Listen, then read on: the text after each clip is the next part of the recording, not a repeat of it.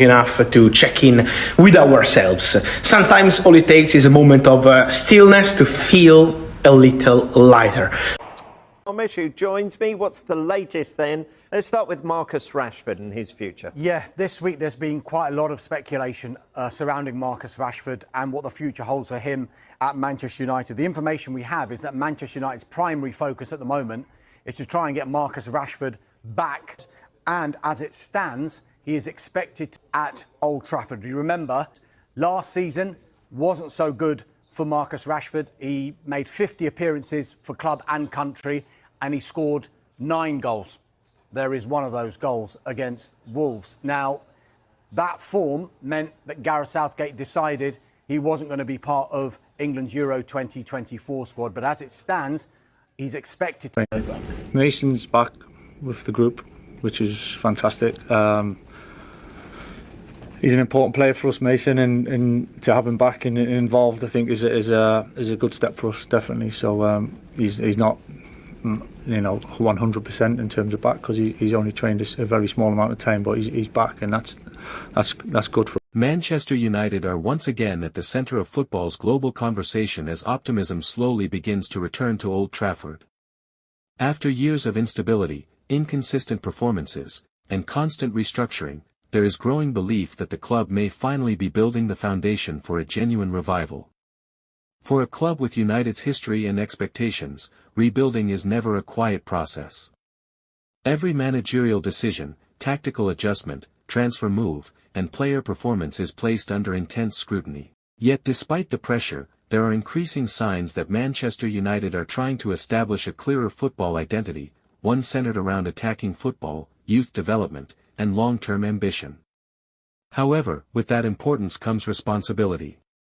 Rashford is no longer viewed simply as a talented academy graduate. He is now expected to be a leader capable of delivering consistently at the highest level.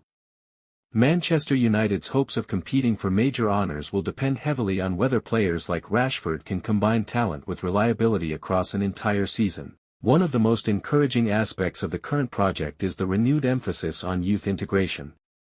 Manchester United have historically built success around developing young players, and supporters remain passionate about seeing academy talents break into the first team. The emergence of younger players has injected energy into the squad and restored some connection between the team and the fanbase. Still, modern football leaves little room for patience. Competing in the Premier League means facing relentless pressure every single week. Rivals continue to strengthen financially and tactically, making the road back to the top increasingly difficult. Expectations at Manchester United are different from most clubs because success is not simply desired, it is demanded. Old Trafford itself remains a symbol of that expectation. Known worldwide as one of football's most iconic stadiums, it carries both pride and pressure. Every performance is judged against the standards established during the club's greatest eras, particularly under Sir Alex Ferguson. Supporters are desperate to see Manchester United return to competing consistently for Premier League titles and European trophies.